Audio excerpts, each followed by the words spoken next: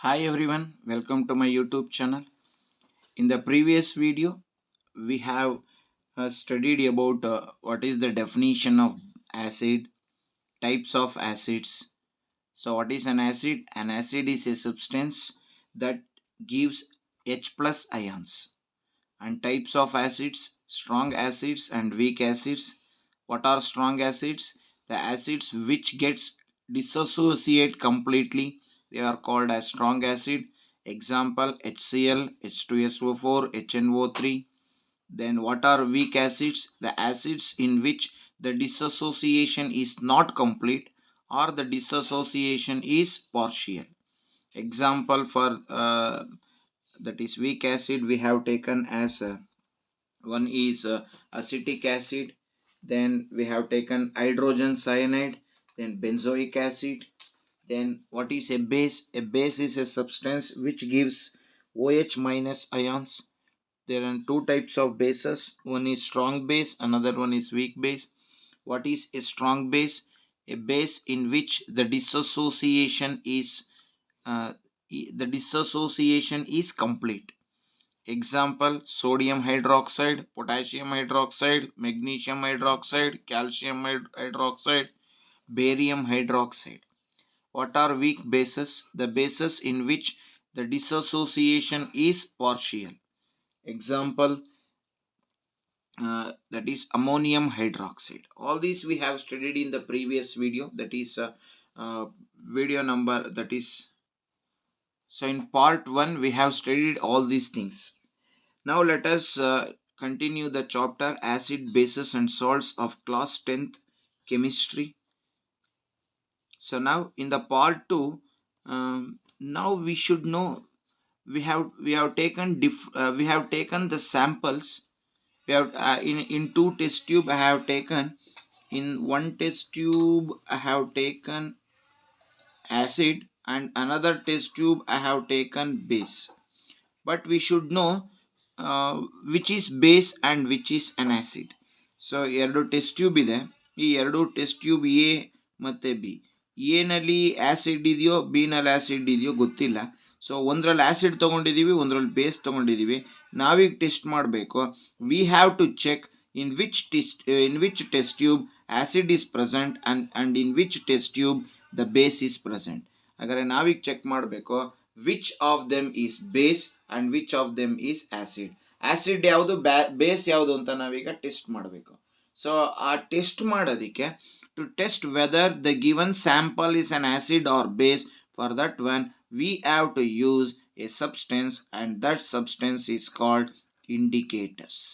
So indicator ಏನು ಮಾಡುತ್ತೆ, indicate ಮಾಡುತ್ತೆ whether the given sample is an acid or base. For example, ಈಗ ನಾವು ವೆಹಿಕಲ್ನ ಡ್ರೈವ್ ಮಾಡ್ತಾ ಇರ್ತೀವಿ. ಸೊ ನಾವು ಲೆಫ್ಟಿಗೆ ಟರ್ನ್ ಆಗಬೇಕು ಅಂದರೆ ಲೆಫ್ಟ್ ಕಡೆ ಇಂಡಿಕೇಟರ್ ಹಾಕ್ತೀವಿ.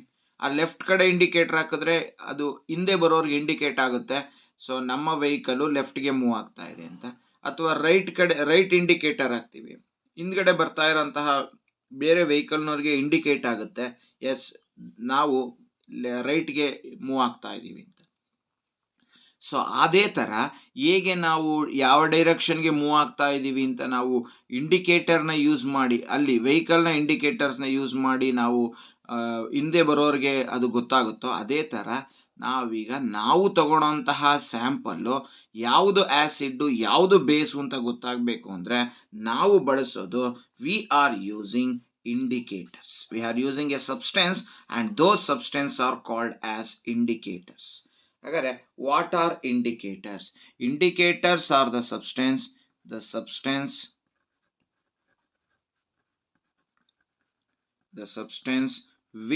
are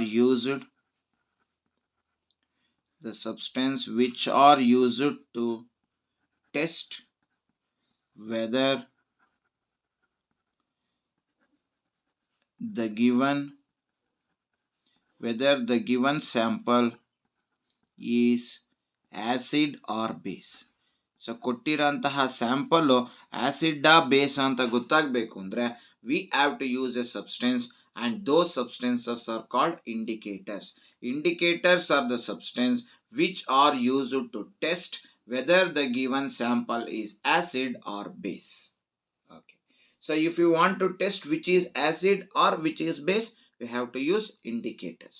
Because so ಈ ಇಂಡಿಕೇಟರ್ ನ ಕೆಲವು ಸಲ ನಾವೇನ್ ಮಾಡ್ತೀವಿ, ಬೇಸ್ಡ್ ಆನ್ ದ ಕಲರ್ನ ಆಧಾರವಾಗಿ ಇಟ್ಕೊಂಡು, based on the colour we say that this is an acid and this is a base. ಕೆಲವು ಬಾರಿ ಕೆಲವು ಸಲ ನಾವು ಬೈ ದೇರ್ ಸ್ಮೆಲ್, ಸೊ ಸ್ಮೆಲ್ಗಳನ್ನು ಆಧಾರವಾಗಿ ಇಟ್ಕೊಂಡು ಸೊ ನಾವು ಅದು as it is an acid or it is a base ಅಂತ ನೋಡ್ತೀವಿ. ಇದನ್ನ ನಾವು ಆಸಿಡ್ ಬೇಸನ್ನ ಟೇಸ್ಟ್ ಮಾಡಿ ನೋಡೋಕ್ಕಾಗೋದಿಲ್ಲ, ಯಾಕೆಂದ್ರೆ ಕೆಲವು it is very dangerous to our body, ಕೆಲವು ನಮಗೆ ಡೇಂಜರಸ್. ಅದರಿಂದ ಕಲರನ್ನು ಆಧಾರವಾಗಿ ಇಟ್ಕೊಂಡು on the basis of the colour and on the basis of the smell we can indicate as the given is acid or the given is base. Okay, ಹಾಗಾದ್ರೆ ಈ indicators ಅಂತ ಬಂದಾಗ there are 3 types of indicators. ನಾವು 3 types of indicators ಅನ್ನ ನಾವಿಲ್ಲಿ use ಮಾಡ್ತೀವಿ. There are 3 types of indicators. The first type of indicator is called natural indicators. The first type of indicators is natural indicators. So what are natural indicators? The substance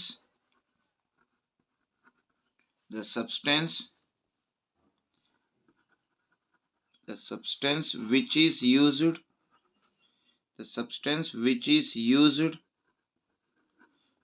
to make indicator, the substance which is used to make indicator is available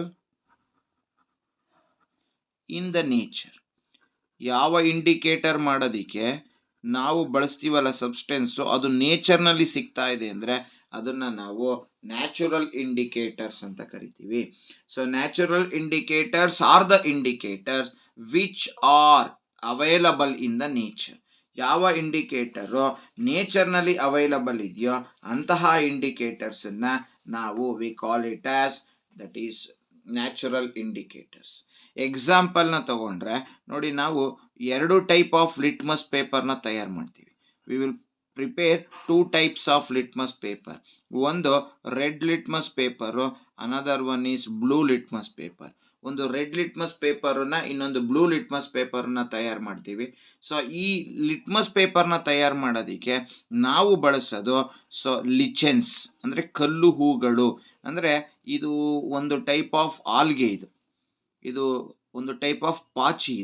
ಈ ಆಲ್ಗೆನ ಬಳಕೆ ಮಾಡಿಕೊಂಡು, ಇದು plant, it is A small plant. ಈ ಪ್ಲಾಂಟಿಂದ ಒಂದು ಲಿಕ್ವಿಡನ್ನ, purple colour ಲಿಕ್ವಿಡನ್ನು ಪಡ್ಕೊಂಡು ಅದರಿಂದ ನಾವು red and blue colour litmus ಪೇಪರ್ನ ತಯಾರು ಮಾಡ್ತೀವಿ. ಈ ಲಿಟ್ಮಸ್ ಪೇಪರ್ನ ತಯಾರು ಮಾಡೋದಕ್ಕೆ ನಾವು ಬಳಸ್ತಾ ಇರೋದು ನೇಚರ್ನಲ್ಲಿ ಅವೈಲಬಲ್ ಇರುವಂತಹ ಸಬ್ಸ್ಟೆನ್ಸನ್ನು ಬಳಸ್ತಾ ಇದ್ದೀವಿ. ಆದ್ದರಿಂದ ಇದನ್ನು ನಾನು ಲಿಟ್ಮಸ್ ಪೇಪರನ್ನು ನ್ಯಾಚುರಲ್ ಇಂಡಿಕೇಟರ್ ಅಂತ ಕರಿತೀವಿ. Because this natural indicator which is A litmus paper is prepared from a liquid that obtained from a small plant that is called lichens ಅಂತ ಕರಿತೀವಿ. By using lichens we can prepare red litmus paper and blue litmus paper. ನೋಡಿ, ಇದು red litmus paper. ಈ red litmus ಪೇಪರ್ನ ನೋಡಿ, ಇದನ್ನು ನಾವು red litmus paper ಅಂತ ಕರಿತೀವಿ. ಈ ರೆಡ್ ಲಿಟ್ಮಸ್ ಪೇಪರ್ನ ತಯಾರು ಮಾಡೋದಕ್ಕೆ ನಾವು ಬಳಕೆ ಮಾಡಿರೋದು ಲಿಚೆನ್ಸ್ ಅನ್ನುವಂತಹ ಪ್ಲಾಂಟ್ನಿಂದ ನಾವು ಇದನ್ನು ತಯಾರು ಮಾಡಿರೋ. ಇದು ರೆಡ್ ಕಲರ್ ಇದು ರೆಡ್ ಲಿಟ್ಮಸ್ ಪೇಪರು. ನೆಕ್ಸ್ಟು ಇದು ಇದೆಯಲ್ಲ, ಇದು blue litmus paper. This is a blue litmus paper.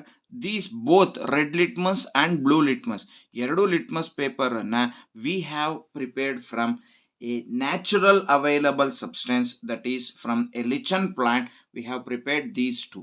ಹಾಗಾದರೆ ಈ ಎರಡು ಲಿಟ್ಮಸ್ ಪೇಪರ್ನ ಯೂಸ್ ಮಾಡಿಕೊಂಡು so we will test whether the given substance is an acid or base. So blue litmus paper ಮತ್ತು red litmus paper ಎರಡನ್ನೂ use ಮಾಡಿಕೊಂಡು ನಾವು decide ಮಾಡ್ತೀವಿ whether the given substance is an acid or the given substance is base. So ನೋಡಿ, litmus paper it looks like this, ಈ ಥರ ಇರುತ್ತೆ. So red colour, this is red litmus paper and ಇದು blue litmus paper. So ಇದನ್ನು use ಮಾಡಿಕೊಂಡು ನಾವು test ಮಾಡ್ತೀವಿ whether the given substance is an acid or the given substance is a base. ಇದು first natural indicator. Example for natural indicator ಒಂದು litmus paper, ಇನ್ನೊಂದು turmeric, ಮನೆಯಲ್ಲಿ available ಇರುವಂತಹ ನಾವು ಅರಿಶಿಣ. ಸೊ ಟರ್ಮರಿಕ್ನ ಬಳಕೆ ಮಾಡಿಕೊಂಡು ನಾವು ಚೆಕ್ ಮಾಡ್ತೀವಿ. ಇನ್ನೊಂದು red cabbage leaf extract.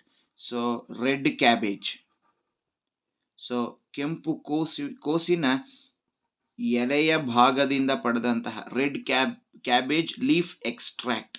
So ಇದರಿಂದ ನಾವು ನ್ಯಾಚುರಲ್ ಇಂಡಿಕೇಟರ್ನ ತಯಾರು ಮಾಡ್ಕೊತೀವಿ. So natural indicators are the indicators which are available in the nature.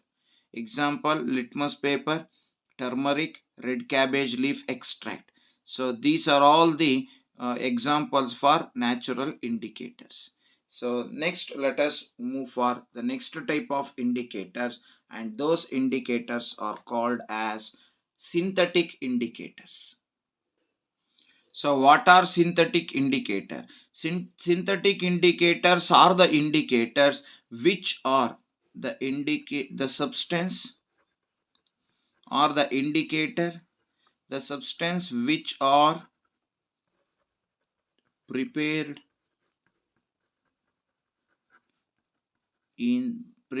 by man, or which are prepared by man, or which are prepared by using chemicals. So ಯಾವ ಸಬ್ಸ್ಟೆನ್ಸನ್ನು ನಾವು ತಯಾರು ಮಾಡಿರ್ತೀವೋ, ಅಥವಾ ಯಾವುದು ಲ್ಯಾಬೊರೇಟರಿನಲ್ಲಿ ತಯಾರು ಮಾಡ್ತೀವೋ, ಅಥವಾ ಯಾವುದನ್ನ ಕೆಮಿಕಲ್ ಯೂಸ್ ಮಾಡ್ಕೊಂಡು ತಯಾರು ಮಾಡ್ತೀವೋ ಅವುಗಳನ್ನು ಸಿಂಥೆಟಿಕ್ ಇಂಡಿಕೇಟರ್ಸ್ ಅಂತ ಕರಿತೀವಿ. So synthetic indicators are the indicators which are prepared by man by using chemicals. They are called as synthetic indicator. Example for synthetic indicators are, one is methyl orange. So methyl orange is a chemical that is prepared by man, that is methyl orange. And the second one is phenolphthalein. So phenolphthalein is also a synthetic indicator or man-made indicators. These are the two indicators that are prepared by man, and hence they are called as synthetic indicators. So synthetic indicators are the indicators which are prepared by man by using chemicals. Example, methyl orange, and second one is phenolphthalein. And the third type of indicator is called olfactory indicators. Olfactory indicators. ನೋಡಿ, ಮೊದಲು ಎರಡು ಇವೆಯಲ್ಲ, ಯಾವ್ಯಾವುದು natural indicators and synthetic ಇಂಡಿಕೇಟರ್ಸ್ನಲ್ಲಿ based on the ಕಲರ್ನ ಆಧಾರವಾಗಿ ಇಟ್ಕೊಂಡು, based on the colour we will decide whether the given sample is an acid or base. ಹಾಗಾದರೆ using synthetic indicator and natural indicator we will decide whether the given substance is an acid or base based on the ಕಲರನ್ನು observe ಮಾಡಿಕೊಂಡು ನಾವು decide ಮಾಡ್ತೀವಿ, as it is an acid or base. But olfactory ಇಂಡಿಕೇಟರಲ್ಲಿ based on ಸ್ಮೆಲ್ಲನ್ನ ಆಧಾರವಾಗಿ ಇಟ್ಕೊಂಡು ನಾವೀಗ decide ಮಾಡ್ತೀವಿ, as the given is an acid or given is a base. So natural ಮತ್ತು synthetic based on colour, olfactory based on smell. So what are olfactory indicators? The indicators are the olfactory indicators are the indicators which decides the given is an acid or base based on smell. So ಸ್ಮೆಲ್ಲನ್ನ ಆಧಾರವಾಗಿ ಇಟ್ಕೊಂಡು ನಾವು decide ಮಾಡ್ತೀವಿ whether it is an acid or it is a base. ಎಕ್ಸಾಂಪಲ್ಗೆ ಬರೋಣ. Example for olfactory ಇಂಡಿಕೇಟರ್ಗೆ, so example is onion, then clove oil, ಲವಂಗದ ಎಣ್ಣೆ, ಲವಂಗ ಬಳಸ್ತೀವಲ್ಲ, ಸೊ ಲವಂಗದ ಎಣ್ಣೆ ಇರ್ಬೋದು, ಅಥವಾ vanilla essence. So these are the three examples for olfactory indicators. Olfactory indicators are the indicator which decides whether the given is an acid or base based on smell. Example, onion, then clove oil, then vanilla. So ನಾವೀಗ ಒಂದು ಟೇಬಲ್ನ ready ಮಾಡ್ಕೊಳ್ಳೋಣ. ಆ ಟೇಬಲ್ನಲ್ಲಿ ನಾವು ಈಗ ಇದು acid ಬೇಸ, ಯಾವ ಆಧಾರದ ಮೇಲೆ ನಾವು ಕಲರ್ ಆಧಾರದ ಮೇಲೆ, on the basis of the colour and on the basis of the smell let us decide which is an acid and which is a base. Okay, ಇದಕ್ಕೆ ಒಂದು ಟೇಬಲನ್ನು ಈ ರೀತಿ ರೆಡಿ ಮಾಡ್ಕೊಳ್ಳೋಣ. ಸೊ ನಾನಿಲ್ಲಿ ಸ್ಯಾಂಪಲ್ಗಳನ್ನ ತೊಗೊಂಡಿದ್ದೀನಿ. ಸೊ ಮೊದಲು ನಾನು ಬ್ಲೂ ಲಿಟ್ಮಸ್ ಪೇಪರ್ನ ತೊಗೊಂಡಿದ್ದೀನಿ. ನನಗೆ ಗೊತ್ತಿಲ್ಲ ಆ್ಯಸಿಡ್ ಯಾವುದು ಬೇಸ್ ಯಾವುದು ಅಂತ. ಸೊ ನಾನು ಯಾವುದೋ ಒಂದಕ್ಕೆ ಡಿಪ್ ಮಾಡ್ತೀನಿ. ಈಗ ಆ್ಯಸಿಡ್ಗೆ ಡಿಪ್ ಮಾಡ್ತೀನಿ ಅಂದ್ಕೊಳ್ಳಿ. ಸೊ ಬ್ಲೂ ಲಿಟ್ಮಸ್ ಪೇಪರ್ನ ತೊಗೊಂಡಿದ್ದೀನಿ ನಾನೀಗ. ಸೊ ಬ್ಲೂ ಲಿಟ್ಮಸ್ ಪೇಪರ್ನ ತೊಗೊಂಡು ನಾನು ಆ್ಯಸಿಡ್ಗೆ ಡಿಪ್ ಮಾಡ್ತೀನಿ. ಸೊ ಆ್ಯಸಿಡ್ನ ಡಿಪ್ ಮಾಡಿದ್ರೆ ಸೊ ಬ್ಲೂ ಲಿಟ್ಮಸ್ ಇದೆಯಲ್ಲ, blue changes to red. So blue changes to red. Blue litmus red colour ಆಗಿ ಚೇಂಜ್ ಆದರೆ it is an acid. So blue should changes to red.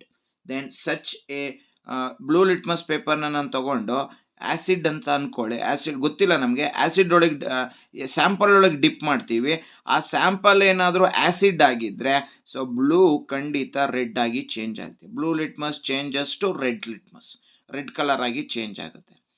ಅಕಸ್ಮಾತ್ ಅದೇನಾದರೂ ಬೇಸ್ ಆಗಿದ್ದರೆ so blue litmus remains blue litmus only, no change. So blue litmus remains blue litmus only, so no change occurs. That means blue remains blue only. So ಇದು ಮೊದಲನೇದು. Next ಎರಡನೇದು, ನಾನು ಈಗ red litmus ತೊಗೊಂಡಿದ್ದೀನಿ. So red litmus ತೊಗೊಂಡು ಮೊದಲನೇ sample ಒಳಗೆ drip ಮಾಡಿದ್ದೀನಿ. ಸೊ ಮೊದಲನೇ ಸ್ಯಾಂಪಲಿಗೆ ಡಿಪ್ ಮಾಡಿದಾಗ so red litmus remains red only. ಹಾಗಾದರೆ ನೋ ಚೇಂಜ್ ಇನ್ ಕಲರ್, ಕಲರ್ನಲ್ಲಿ ಯಾವುದೇ ಬದಲಾವಣೆ ಇಲ್ಲ. ಸೊ ಕಲರ್ನಲ್ಲಿ ಏನೂ ಚೇಂಜ್ ಇಲ್ಲ ಅಂದಾಗ so no change in colour. So no change in colour ಅಂತ ಬಂದಾಗ ಸೊ ಈಗ ನಾವು ಅದನ್ನು ಹೇಳಬೇಕು, as it is an acid. ಅದೇ ರೆಡ್ ಲಿಟ್ಮಸ್ನ ನಾನು ಇಫ್ ಐ ಡಿಪ್ ಇನ್ ಬೇಸ್ನಲ್ಲಿ ಡಿಪ್ ಮಾಡ್ತೀನಿ ಅಂತ ಅಂದ್ಕೊಳ್ಳಿ. So red litmus red changes to blue. So red changes to blue.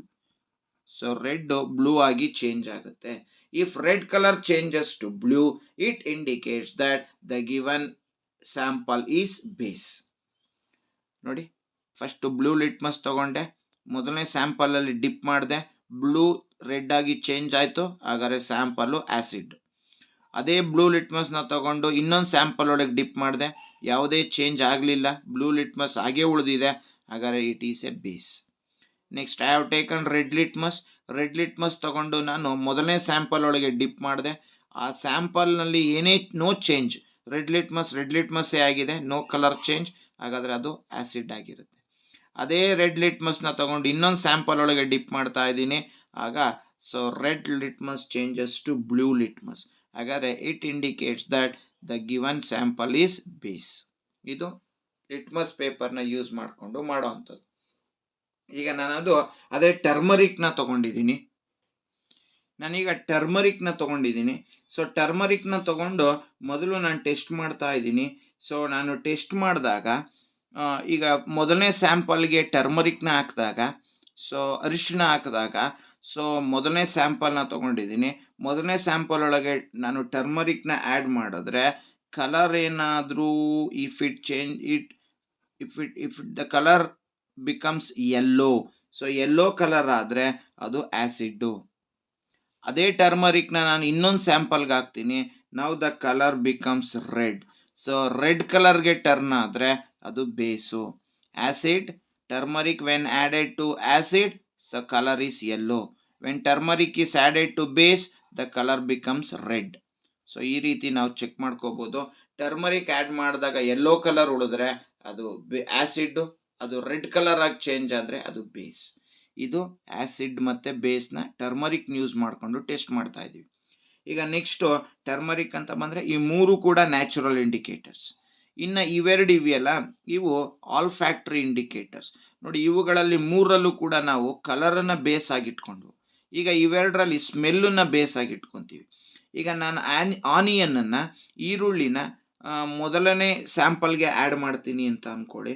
ಮೊದಲನೇ ಸ್ಯಾಂಪಲ್ಗೆ ಆ್ಯಡ್ ಮಾಡಿದ್ರೆ ಸೊ ಸ್ಮೆಲ್ನಲ್ಲಿ ನೋ ಚೇಂಜ್ ಇನ್ ಸ್ಮೆಲ್. ಈರುಳ್ಳಿ ಸ್ಮೆಲ್ ಏನಿದೆಯೋ ಅದೇ ಸ್ಮೆಲ್ ಹಾಗೆ ಉಳಿಯುತ್ತೆ, ಹಾಗಾದರೆ ಅದು ಆ್ಯಸಿಡ್ ಆಗಿರುತ್ತೆ. ಆನಿಯನ್ನ ಮೊದಲನೇ ಸ್ಯಾಂಪಲ್ಗೆ ಆ್ಯಡ್ ಮಾಡಿದೆ, ಸೊ ಆನಿಯನ್ನಲ್ಲಿ ಸ್ಮೆಲ್ಲಿನಲ್ಲಿ ಯಾವುದೇ ಬದಲಾವಣೆ ಇಲ್ಲ, ಹಾಗಾದರೆ ಸೊ ಅದು ಆ್ಯಸಿಡ್ಡು. ನೆಕ್ಸ್ಟ್ ಅದೇ ಆನಿಯನ್ನ ಇನ್ನೊಂದು ಸ್ಯಾಂಪಲ್ಗೆ ಆ್ಯಡ್ ಮಾಡ್ತಾ ಇದ್ದೀನಿ, ಆವಾಗ ಸೊ ಸ್ಮೆಲ್ ವ್ಯಾನಿಷಸ್ ಅಂದರೆ ಈರುಳ್ಳಿ ಸ್ಮೆಲ್ ಹೊಟ್ಟೋಗುತ್ತೆ. ಸೊ ಆಗ ಈರುಳ್ಳಿ ಸ್ಮೆಲ್ಲು ವ್ಯಾನಿಷ್ ಆದರೆ the sample is base. When onion is added to first sample, if there is no change in smell, then it is an acid. If onion is added to second sample, if the smell of the onion will vanishes, ಈರುಳ್ಳಿ smell Vanish ಆದರೆ it is base. ಈ ರೀತಿ ಆನಿಯನ್ನ use ಮಾಡಿಕೊಂಡು ನಾವು test ಮಾಡ್ಬೋದು. ಅದೇ ಥರ ನಾನು ವೆನಿಲ್ಲಾ ತೊಗೊತೀನಿ. ಸೊ ವೆನಿಲ್ಲಾ ತೊಗೊಂಡು ಮೊದಲನೇ ಸ್ಯಾಂಪಲ್ಗೆ ಆ್ಯಡ್ ಮಾಡಿದ್ರೆ, if there is no change in smell, so if there is no change in smell, so ಸ್ಮೆಲ್ನಲ್ಲಿ ಯಾವುದೇ ಬದಲಾವಣೆ ಆಗಲಿಲ್ಲ ಅಂದರೆ ಅದು ಆ್ಯಸಿಡ್. ಅದೇ ವೆನಿಲ್ಲನ ನಾನು ತಗೊಂಡು ಇನ್ನೊಂದು ಸ್ಯಾಂಪಲ್ಗೆ ಆ್ಯಡ್ ಮಾಡ್ತೀನಿ, ಆವಾಗ again the same smell vanishes, onion smell vanishes. Onion smell Vanish ಆಗಿದೆ ಅಂದರೆ ಎಸ್ ಇಟ್ ಈಸ್ ಬೇಸ್. ಈ ರೀತಿ ನಾವು ಆನಿಯನ್ ಮತ್ತು ವೆನಿಲ್ಲಾ ಅನ್ನುವಂತಹ ಎರಡು ಆಲ್ಫ್ಯಾಕ್ಟರಿ ಇಂಡಿಕೇಟರ್ಸ್ನ ಬಳಸಿ ಮಾಡ್ಬೋದು. ಇನ್ನು ನೆಕ್ಸ್ಟು ನಾವು ಬಂದರೆ, so next we are taking synthetic indicators. So synthetic indicators we have taken 2 example, one is phenolphthalein, another one is methyl orange. ಈಗ ನಾನೇನು ಮಾಡ್ತೀನಿ, ಫಿನಾಪ್ತಲಿನ್ನ ಮೊದಲನೇ ಸ್ಯಾಂಪಲ್ಗೆ ಆ್ಯಡ್ ಮಾಡ್ತೀನಿ ಅಂತ ಅಂದ್ಕೊಳ್ಳಿ. When phenolphthalein is added to first sample, there is no change. ಇದು ಅಷ್ಟೇ, ಇವೆರಡೂ ಕೂಡ ಇಂಡಿಕೇಟ್ ಮಾಡುತ್ತೆ, ಕಲರ್ನ ಇಂಡಿಕೇಟ್.